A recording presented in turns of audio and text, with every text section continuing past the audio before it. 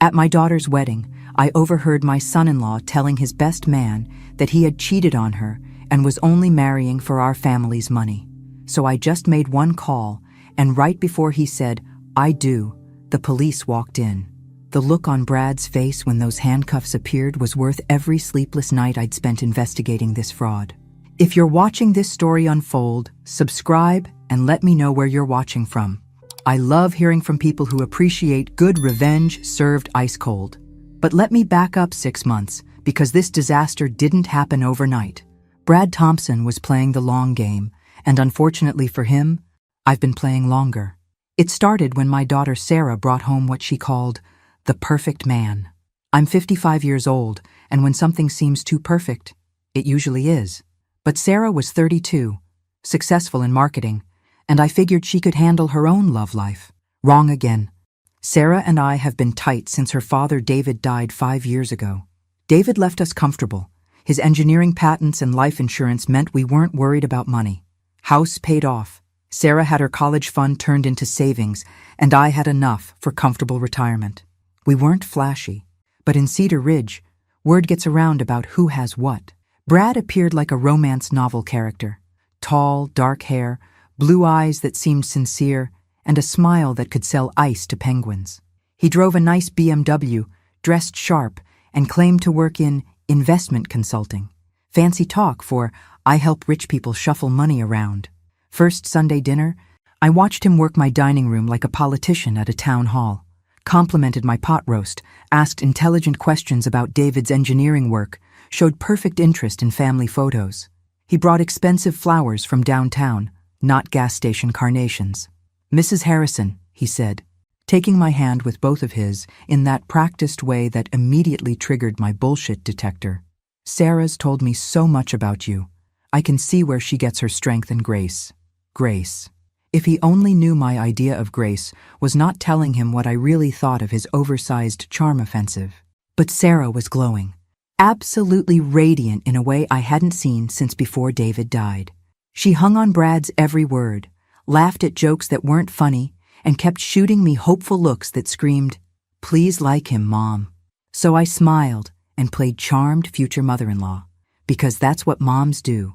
We bite our tongues and hope our instincts are wrong. After dinner, while Sarah got dessert, Brad settled in David's chair like he owned it and started casual questions about our financial situation. How was I managing as a widow? Did Sarah help with expenses? Had we made investment decisions lately? Red flags were multiplying like rabbits, but I kept my voice sweet and answers vague. "We're managing fine, thank you."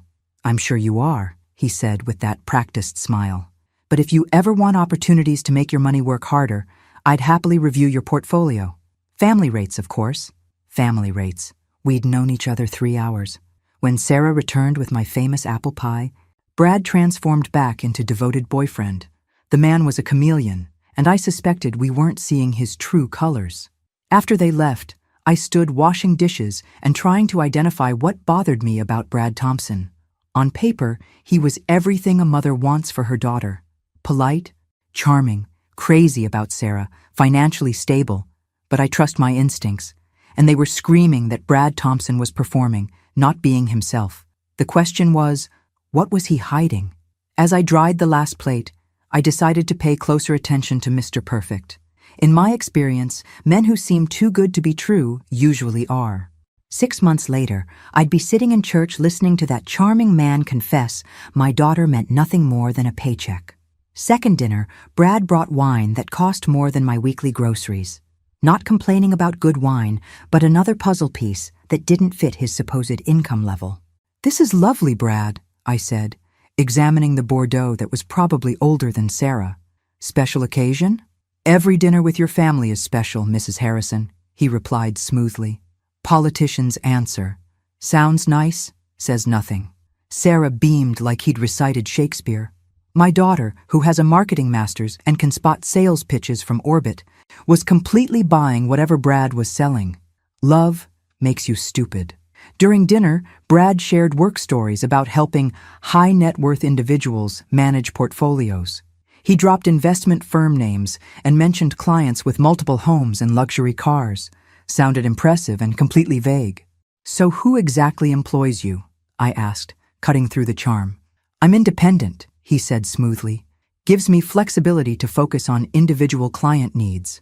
Translation: he didn't work for anyone legitimate, and there was no way to verify his stories. But Sarah nodded like he'd explained quantum physics.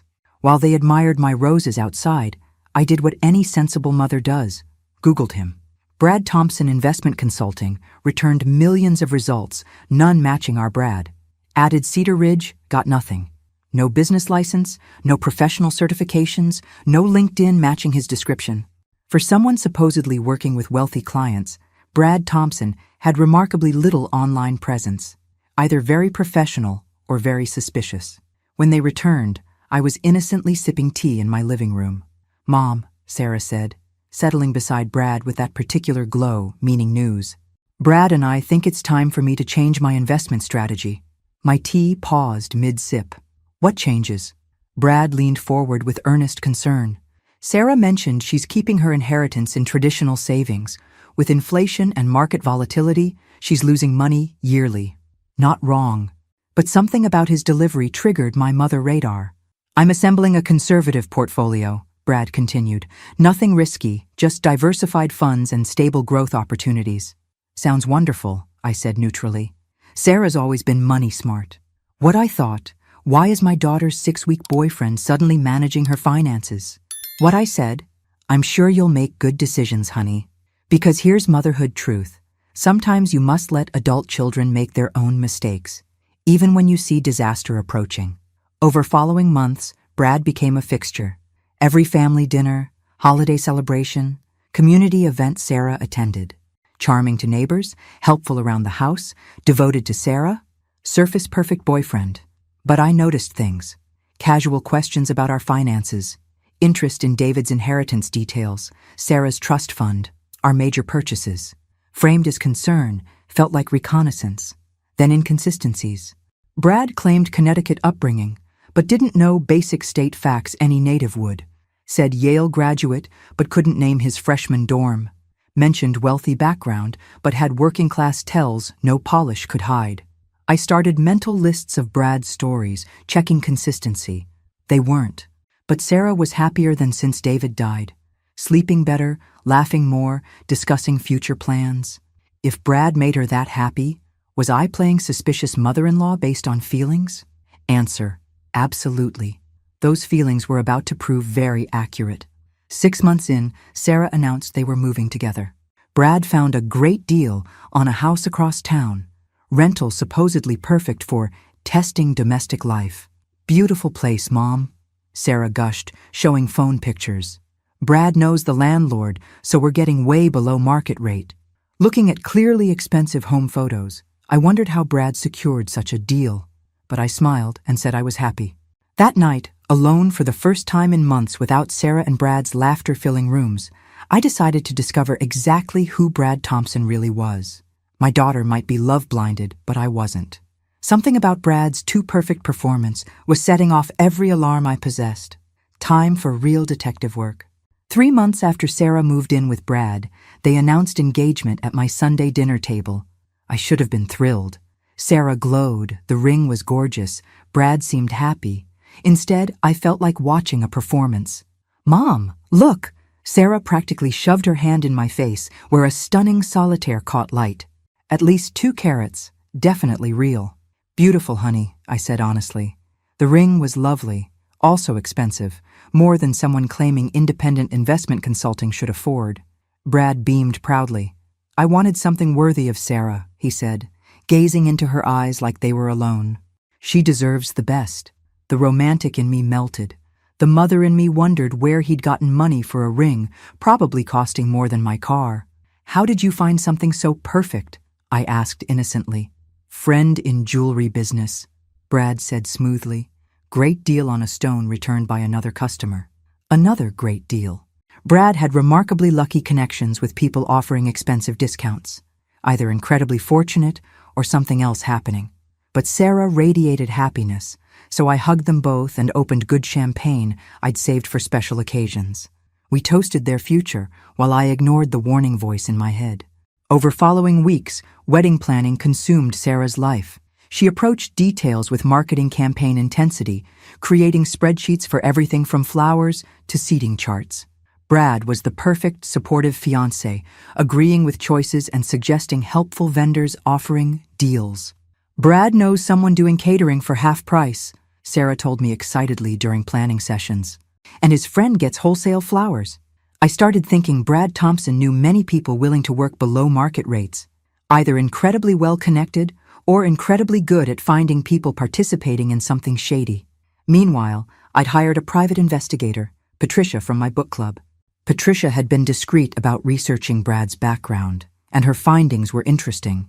No record of Brad Thompson attending Yale, no Connecticut upbringing records, no business license for his investment firm. Credit history only went back 3 years. Employment history suspiciously vague. Most interesting, a Bradford Thompson had been arrested in Nevada 2 years ago for investment fraud. Same age, similar description, but charges dropped when victims suddenly refused testifying. Patricia couldn't prove same person, but the coincidence troubled me. Unfortunately, coincidences aren't proof, and I couldn't present Sarah with maybe it's him mugshots, expecting wedding cancellation. I needed more evidence, so I decided paying closer attention to Brad's behavior to discover more. What I discovered, Brad Thompson was excellent at asking right questions. During family dinners, he'd casually steer conversations toward our finances. How much were David's patents worth? Had I considered refinancing for low rates? Was Sarah maximizing retirement contributions? He framed everything as helpful concern, but I noticed he was building comprehensive pictures of our family assets, particularly interested in Sarah's inheritance. You know, he said one evening while Sarah used the bathroom. Sarah mentioned she's been conservative with investments. With the wedding coming and our future ahead, maybe time for more aggressive portfolio management. Aggressive how? I asked conversationally. I'm developing a real estate investment opportunity. Nothing risky, just commercial property likely to appreciate significantly over coming years. Sarah could get in early. Sounds complicated, I said. Sarah prefers simple investments. That's exactly the problem, Brad said earnestly. Simple investments don't build real wealth. Sarah's smart, but she's played too safe. With proper guidance, her inheritance could double in 5 years. Or disappear entirely, I thought. But I said, I'm sure you'll figure out what's best. Wedding was set for June, giving me 3 months to determine what Brad Thompson was really planning. 3 months to decide whether I was paranoid or my instincts were trying to save my daughter from life's biggest mistake. Here's what 55 years taught me. When someone seems too good to be true, has answers for everything, and their story has truck-sized holes, they're usually hiding something big. Question was, what was Brad hiding, and how much damage would he do before I proved it? Wedding planning brings out people's best and worst, and Brad Thompson was no exception. Closer to June, the more controlling he became about details. Not obviously alarming Sarah, but subtle ways that made my skin crawl. I really think we should use my friend's catering company, he'd say when Sarah mentioned other options. They're giving us such a good deal, and I've worked with them before. Or, my photographer friend understands the shots we want. We don't want risks with someone new. Slowly, Brad steered Sarah toward vendors he'd personally selected. Every wedding aspect was being handled by people with some Brad relationship. That's not romantic planning. That's controlling behavior with pretty bows. Meanwhile, investigator Patricia had been busy.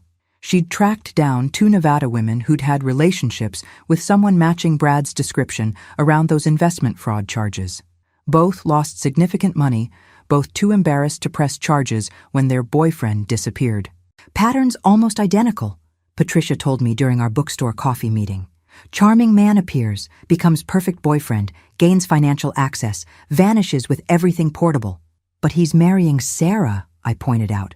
Why go through marriage trouble if he's planning to disappear? Maybe marriage gives legal access to more money, Patricia suggested. Or maybe he's planning longer cons. Get married, control finances, then disappear once he's cleaned out everything possible. The thought sickened me, but it explained Brad's behavior. He wasn't just dating Sarah. He was positioning himself to take everything she had. I needed proof, not suspicions and coincidences, but actual evidence convincing Sarah her perfect fiancé was fraud. Problem was, Brad was excellent at covering tracks. That's when I developed a plan, either brilliant or completely insane. I decided testing Brad's story by arranging surprise encounters with his supposed past.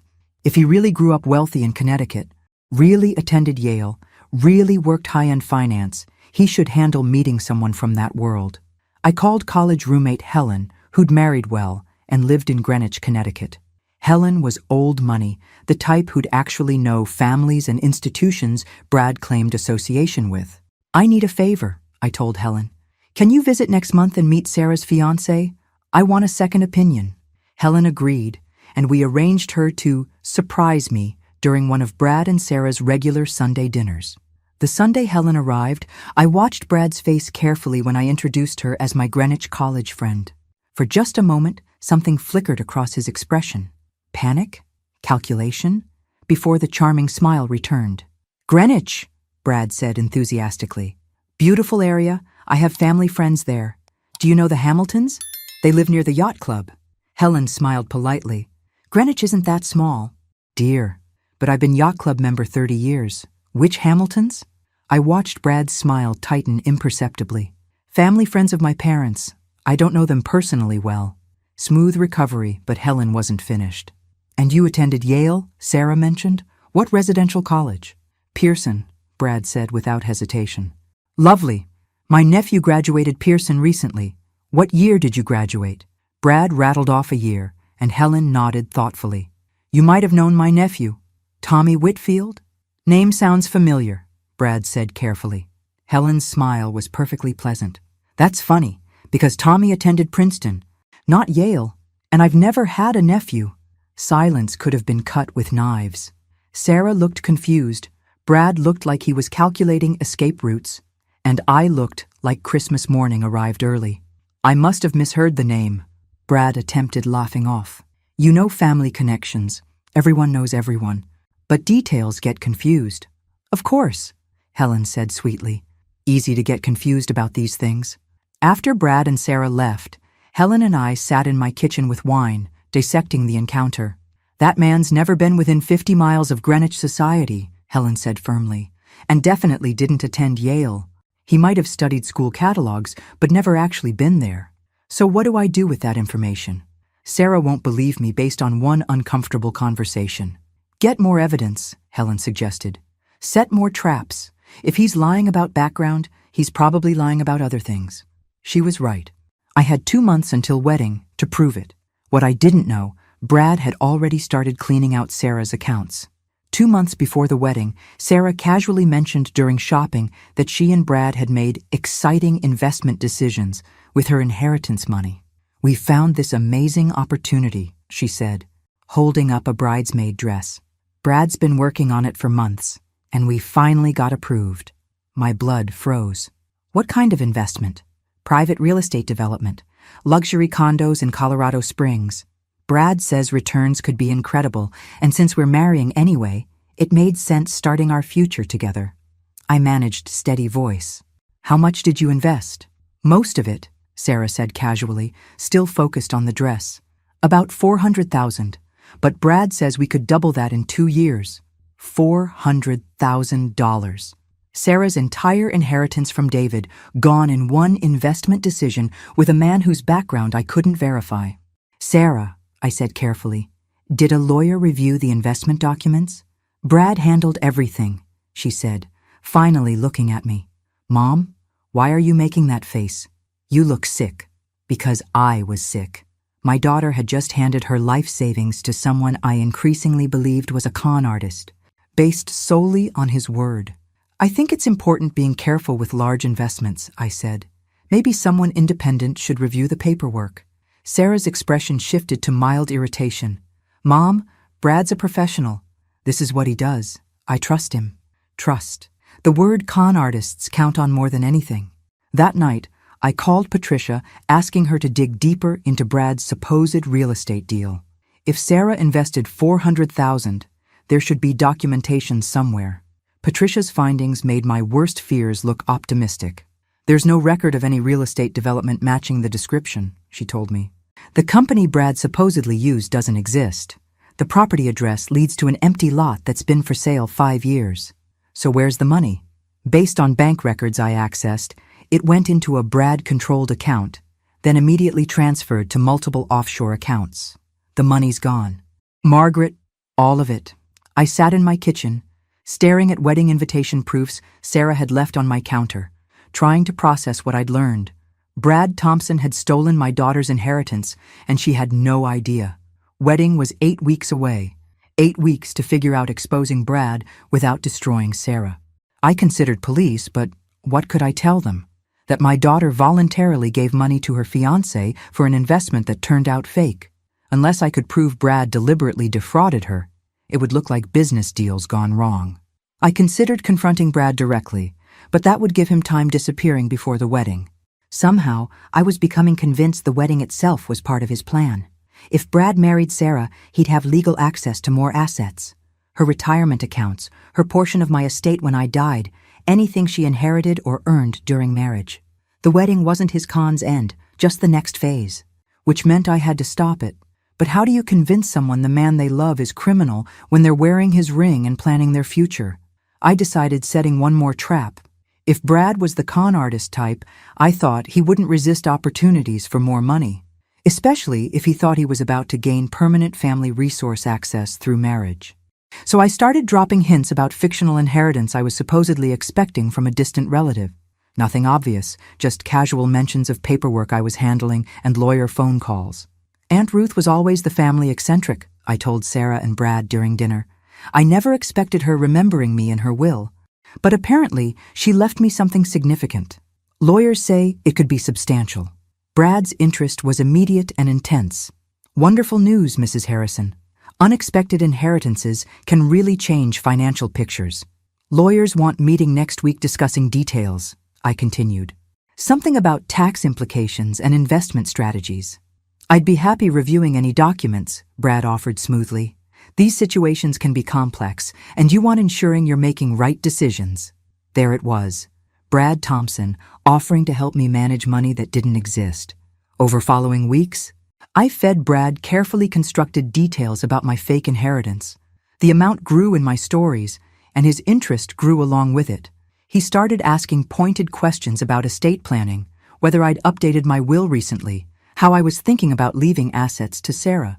You know, he said one evening, after Sarah and I marry, it might make sense consolidating some financial planning. Family trusts can be very tax efficient. Family trusts controlled by Brad, no doubt. The wedding was 4 weeks away when I finally decided what I had to do. Time to set the ultimate trap. 3 weeks before the wedding, I did something making me either the best mother in the world or the most devious. I planted a listening device in Brad's car. Before judging me, let me explain. Patricia had law enforcement contacts, and one specialized in surveillance equipment. A tiny recording device, completely undetectable, that would pick up Brad's BMW conversations. This is probably illegal, Patricia warned, showing me how the device worked. So is stealing $400,000 from my daughter, I replied. I'm willing to take risks. I figured if Brad was really planning to con Sarah, he'd eventually discuss it with someone. Maybe his real partner, maybe another victim, maybe just phone calls arranging exit strategies.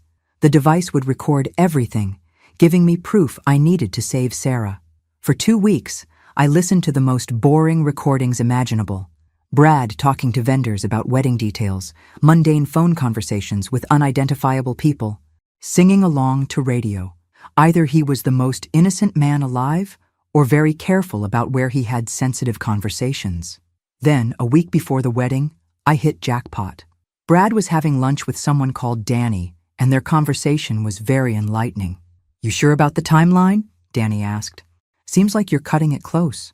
Wedding's next Saturday, Brad replied. Soon as we're legally married, I'll have access to everything. Trust accounts, retirement funds, plus whatever the old lady leaves her when she dies. What about the $400 you already got? That's just appetizer, Brad laughed. Real money comes after marriage. Give me 6 months cleaning out everything I can access. Then I'll file for divorce and disappear. She'll be too embarrassed coming after me seriously. And if she figures it out before then? She won't. Sarah's completely under spell. She thinks I'm Prince Charming, and her mother's just suspicious old bat. By the time either realizes what's happening, I'll be long gone with everything they have. I sat in my kitchen, listening to my daughter's fiancé calmly discussing how he planned destroying her life, and felt rage unlike anything I'd ever experienced. Brad Thompson was about to learn what happens when you mess with a mother's child. But I needed more than recordings. I needed to catch him in the act, in front of witnesses, leaving no doubt about his intentions. Wedding was 6 days away. 6 days to orchestrate the downfall of a professional con artist who thought he was smarter than everyone else. I spent the next 3 days making careful preparations. First, I called Patricia, asking her to contact police friends about potentially arresting someone at a wedding. Then I called the venue asking about security procedures. Finally, I made a specific request to the ceremony minister. I need you prepared for unusual circumstances during the wedding, I told Reverend Mitchell. There may be interruptions, and I need you to delay the ceremony if necessary. Reverend Mitchell had known our family for years and trusted my judgment enough to agree without asking too many questions. The night before the wedding, I called Sarah checking final preparations. "I'm so nervous." "Mom," she said, voice bubbling with excitement, "but also so happy. I can't believe tomorrow I'll be Mrs. Thompson." "Are you sure about this, honey?" I asked one last time. "Marriage is a big step." "I've never been more sure of anything," Sarah said firmly. "Brad is everything I've ever wanted in a husband. I'm the luckiest woman alive." My heart broke slightly, knowing what I was about to do to her. But better a broken heart than a destroyed life. "I love you, Sarah," I said. "Whatever happens tomorrow, remember that everything I do is because I love you." "I love you too, Mom. You're going to love being Brad's mother-in-law. He thinks the world of you." If only she knew what Brad really thought of both of us. Wedding morning dawned bright and clear, perfect weather for what was about to become the most dramatic ceremony in Cedar Ridge history. I got dressed carefully, choosing an outfit appropriate for both weddings and courtrooms. Then I drove to the church, carrying my purse with the recording device inside and a cell phone programmed with the direct number for Detective Morrison, the police contact Patricia had arranged. Sarah looked beautiful in her wedding dress, radiant with happiness, about to be shattered. Brad looked handsome in his tuxedo, every inch the devoted groom. If I hadn't heard his conversation with Danny, I might have thought I was wrong about everything. But I had heard it, and in a few hours, everyone else would too. The wedding day atmosphere was magazine perfect. Cedar Ridge Community Church had been transformed with white roses and golden ribbons. Guests arriving in their finest clothes. Sarah was in the bridal suite finishing makeup, while I sat in the front pew, trying to calm nerves and review my plan. At 3:45, 15 minutes before ceremony start, I excused myself to use the restroom.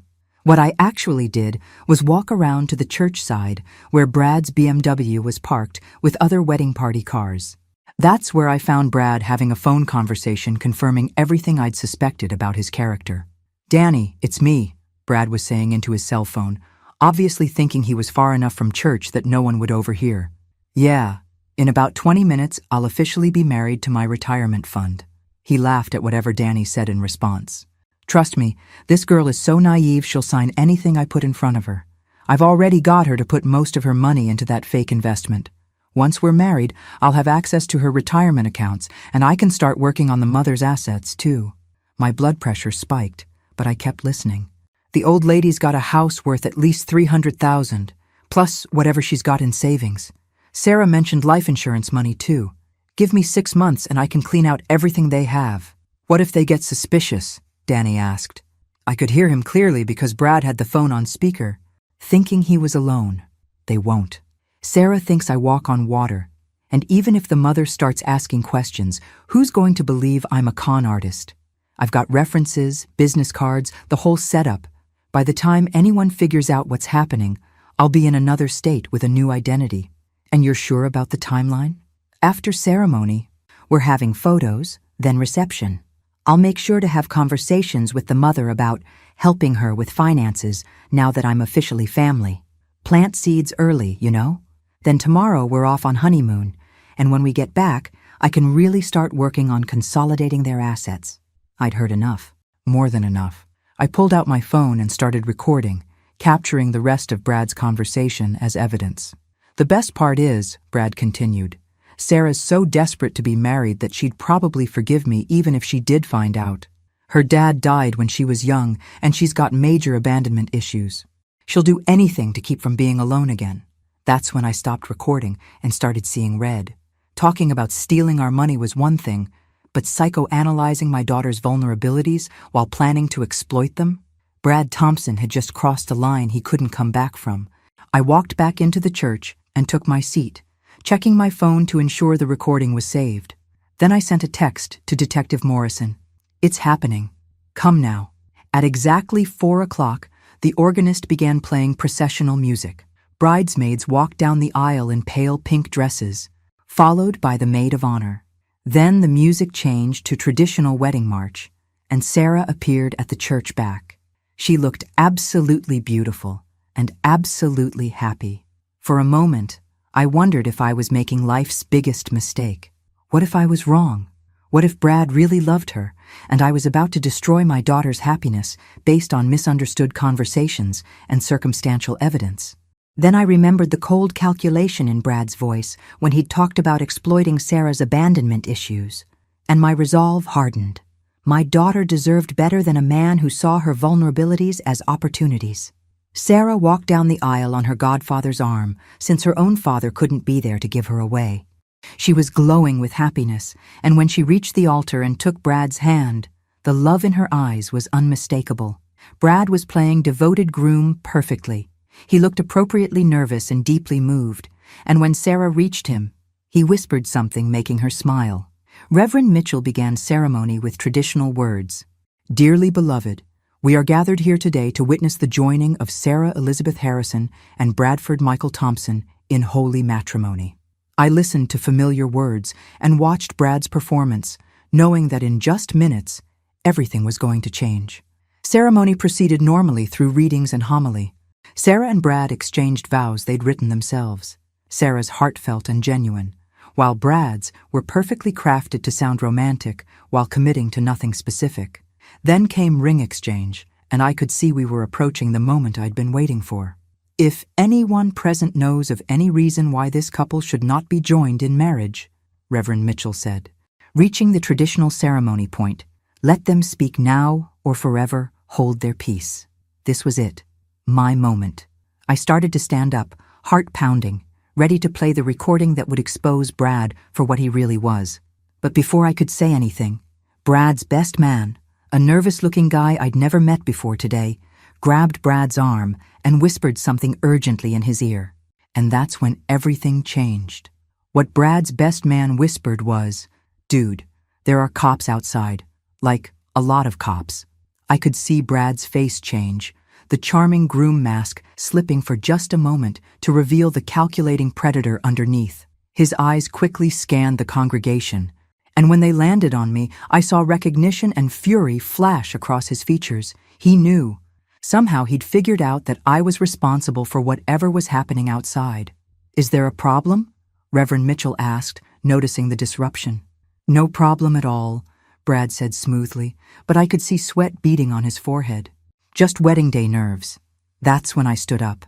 "Actually, Reverend Mitchell, there is a problem," I said loudly enough for the entire congregation to hear. "I have something very important that everyone needs to know about the groom." The church went completely silent.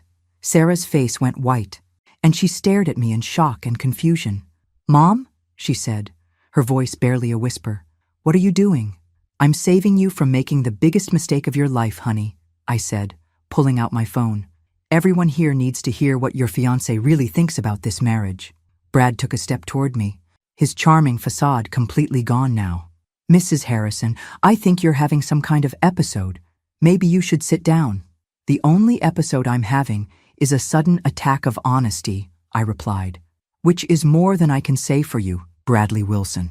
The use of his real name hit Brad like a physical blow. Several guests gasped, and Sarah looked back and forth between us in confusion. "I don't know what you think you know," Brad said, but his voice was tight with barely controlled panic. "I know that your real name is Bradley Wilson, not Bradford Thompson," I announced to the congregation. "I know that you've been running marriage cons for years, targeting women with money and disappearing after you clean out their accounts." "That's ridiculous," Brad said, but he was looking around the church like a trapped animal. I know that you convinced my daughter to invest $400,000 in a fake real estate development, and that money is already gone, I continued. Sarah made a small, wounded sound, and I saw her hand go to her throat. And I know, I said, raising my phone, because I have a recording of you explaining your entire plan to your partner. That's when Brad panicked. Instead of trying to deny it or talk his way out of the situation, he made a run for it. Right there at the altar, in front of 200 wedding guests, the groom hiked up his tuxedo and bolted for the side door of the church. Unfortunately for Brad, Detective Morrison and 2 other officers were waiting right outside that door. The congregation erupted into chaos as sounds of shouting and struggle came from outside the church. Sarah sank into a chair, her beautiful wedding dress pooling around her, staring at the doors where her fiancé had just disappeared. "Mom," she said, her voice broken, "what just happened? I don't understand what just happened." I sat down beside her and took her hands. "I'm so sorry, baby. I'm so sorry. But Brad wasn't who he said he was. He was never who he said he was. The investment money," Sarah whispered. "Is it really gone?" I nodded and watched my daughter's world crumble in real time. Reverend Mitchell took control of the situation. "Ladies and gentlemen," he announced to the confused congregation, "there's obviously been a serious situation here today. I'm going to ask everyone to please move to the fellowship hall while we sort things out." Most guests filed out, buzzing with shock and confusion. Sarah's maid of honor, her cousin Lisa, stayed with us, along with a few close family friends. Detective Morrison came back into the church a few minutes later. "Mrs. Harrison, I'm Detective Morrison. We spoke on the phone." "Is he under arrest?" I asked. "He's in custody," the detective confirmed. "We'll need statements from both you and your daughter, but based on the evidence you've provided and what we've discovered about his previous activities, he's going to be charged with multiple counts of fraud." Sarah looked up at the detective with tears streaming down her face. "How much trouble am I in?" I gave him the money willingly. "You're not in trouble," Detective Morrison said gently. "You're a victim of fraud. The fact that you gave him money doesn't make it legal if he obtained it through false pretenses." "What happens now?" Sarah asked. "Now we build a case against him," the detective explained, "and we try to recover as much of your money as possible. Mr. Wilson has been on our radar for a while. You're not his first victim, but with your mother's evidence, you might be his last." As the detective left to continue his investigation, I sat with my daughter in the empty church, surrounded by white roses and shattered dreams. "How did you know?" Sarah asked quietly. "Mother's intuition," I said, "and a very good private investigator." "How long have you known?" "I suspected from the beginning," I admitted. "I've been investigating him for months." Sarah was quiet for a long moment. "The money Dad left me, it's really all gone?" "Most of it," I said. "But honey, money can be replaced. You can't." The aftermath of the wedding that wasn't became the biggest story Cedar Ridge had seen in decades. By Monday morning, everyone in town knew that Sarah Harrison's fiancé had been arrested at the altar for fraud, and the gossip mill was working overtime. I'd expected judgment and whispers, but what I got instead was an outpouring of support that reminded me why I loved small-town living. Neighbors brought casseroles, friends offered shoulders to cry on, and even people I barely knew stopped by to express sympathy and admiration for exposing Brad before it was too late. "You did the right thing, Margaret," my neighbor Dorothy told me as she helped clean up wedding gifts that would need returning. "That girl is lucky to have a mother who pays attention." Sarah was staying with me for a few days while she processed everything that had happened. She'd been remarkably calm, considering her world had imploded. But I could see pain in her eyes every time she looked at her wedding dress hanging in the guest room. Detective Morrison called Tuesday with an update. "We've made significant progress on the case," he told me. "Bradley Wilson has been using multiple identities for at least 5 years, and we've identified 7 other victims in 4 different states." "7 other women like Sarah?" I asked. "All with similar patterns.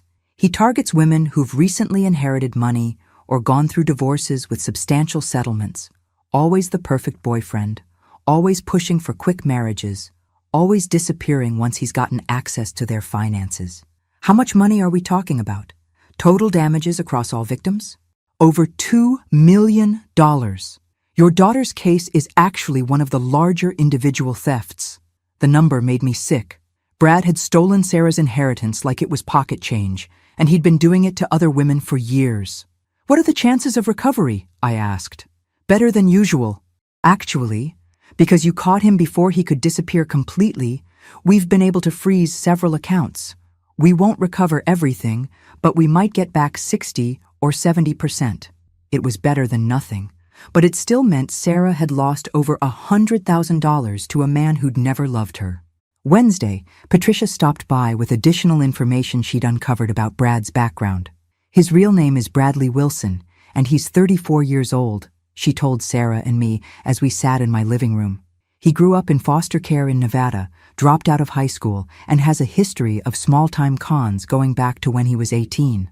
So, everything about his background was fake? Sarah asked. Everything.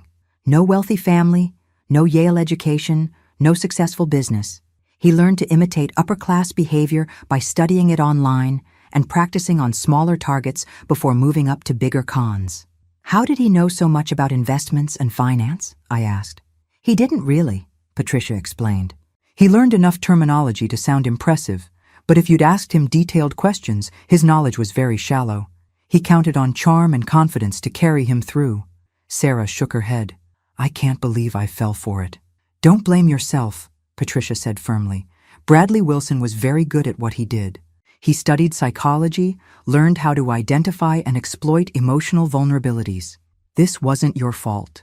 Thursday, I got a call that surprised me. It was from one of Brad's other victims, a woman named Helen Morrison from Portland. Detective Morrison gave me your contact information, Helen explained. I wanted to thank you for stopping him. If you hadn't caught him when you did, he would have moved on to target more women. How much did he steal from you? I asked. $60,000. I thought I was investing in a wine importing business with the man I was going to marry. Helen's voice was bitter. He disappeared the night before our wedding, and I never saw him again. I'm so sorry. Don't be sorry. Be proud. You did what none of the rest of us could do. You stopped him. Your daughter is lucky to have you. After I hung up, I thought about Helen and the other victims. Sarah wasn't just one person who'd been hurt by Brad's lies. She was part of a pattern of women whose lives had been damaged by a predator who saw their love as a business opportunity. Friday, exactly 1 week after the wedding disaster, Detective Morrison called with news about Brad's arraignment.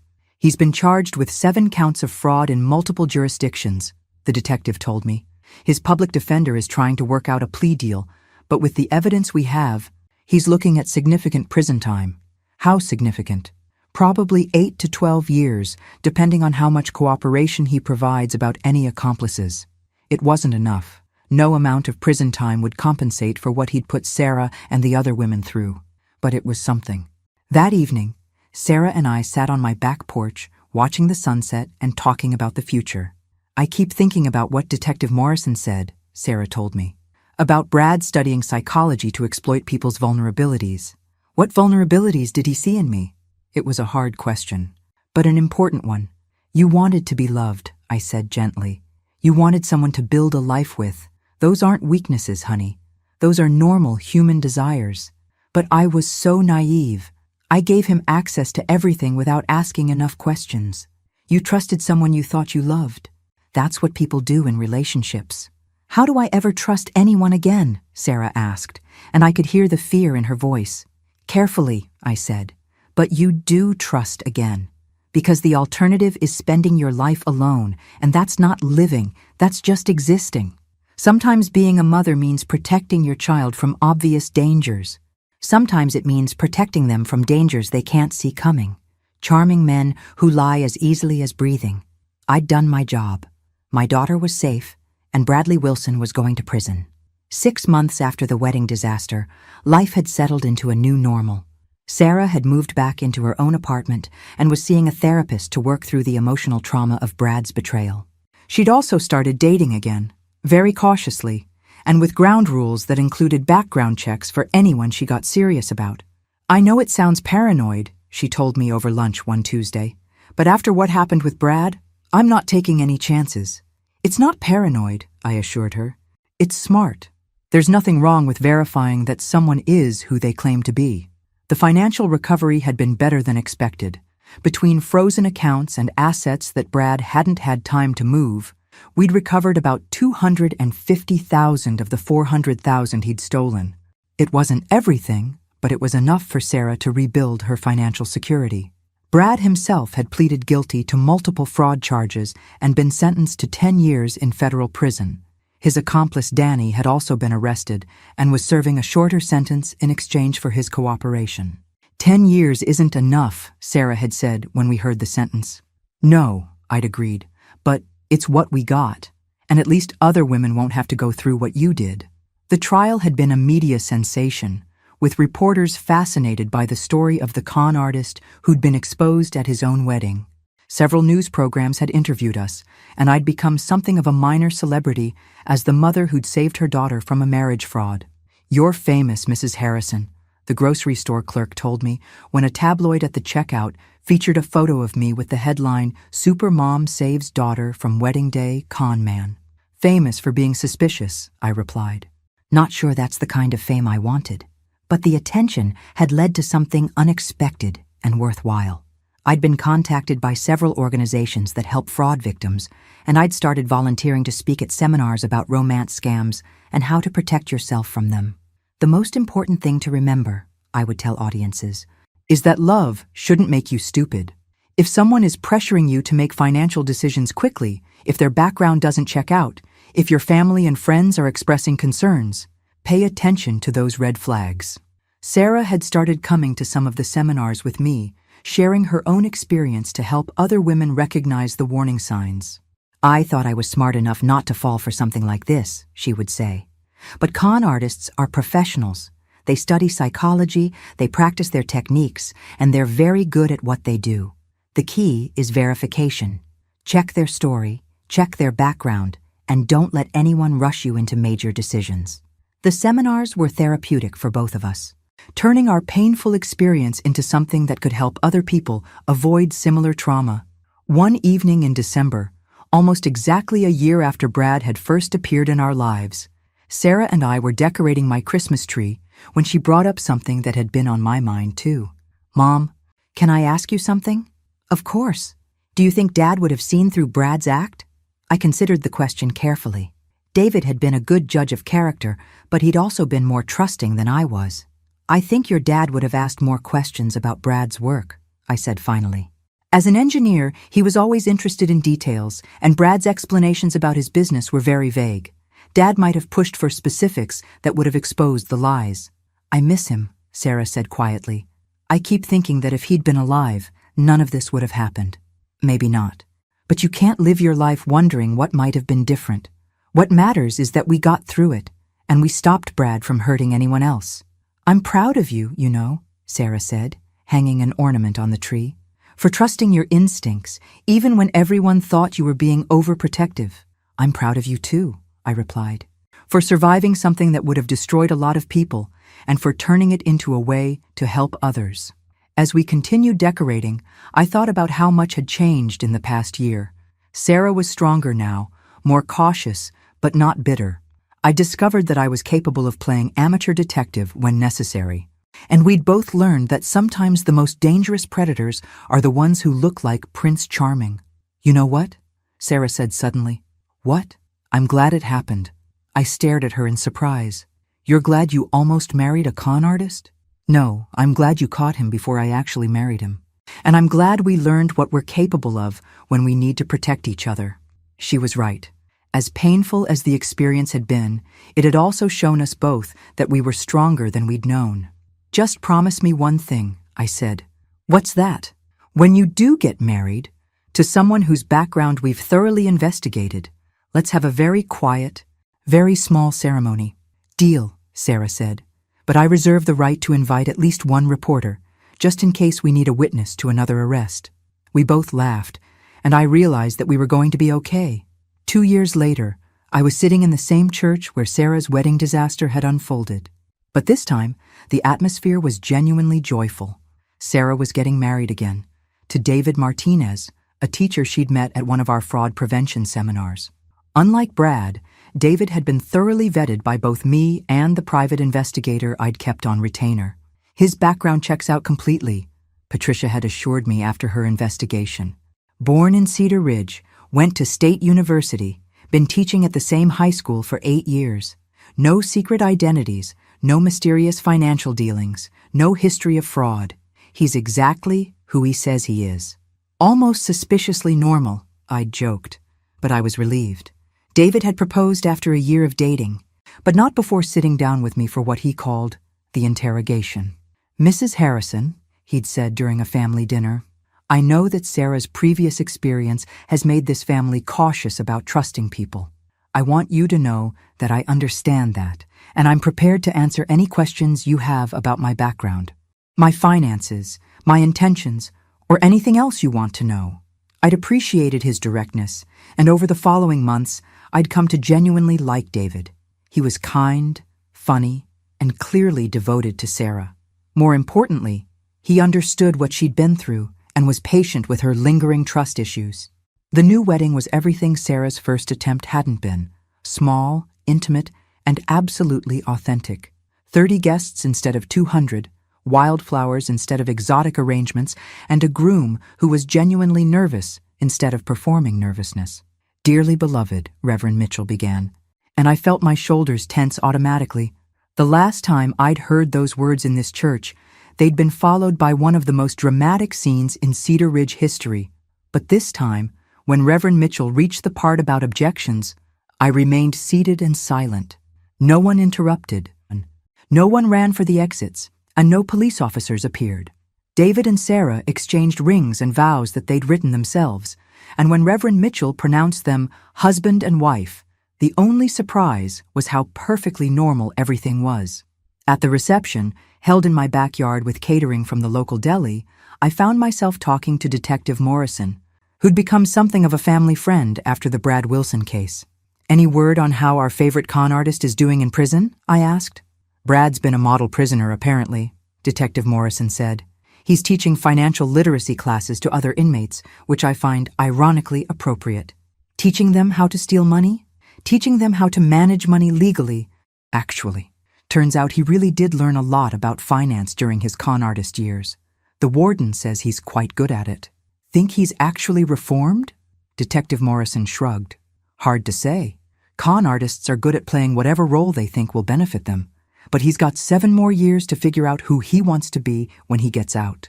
Later in the evening, as the reception was winding down, Sarah pulled me aside for a private conversation. Mom, I need to tell you something. What's that? I got a letter from Brad last month. I felt my blood pressure spike. He contacted you from prison? Is that even legal? It's allowed, apparently. He wanted to apologize. And I wrote him back. I stared at my daughter in shock. You wrote back to the man who tried to steal your life savings?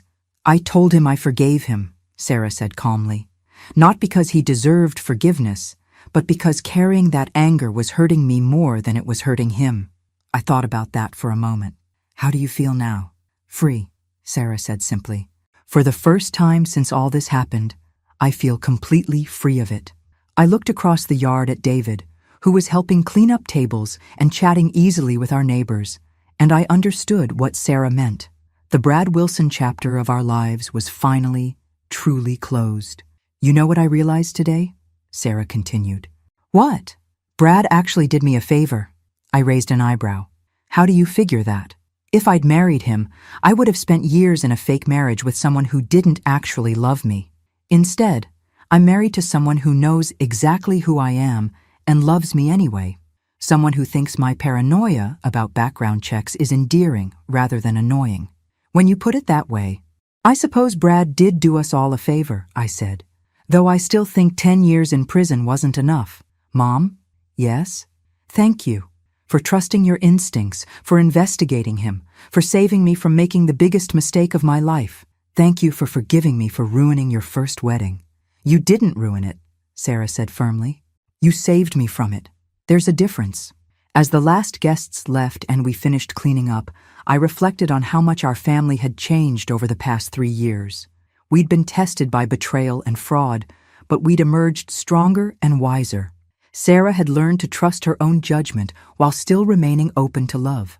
I'd learned that sometimes being a protective mother means being willing to be the villain in your child's story, at least temporarily. And we'd both learned that the most important thing in life isn't avoiding all risks.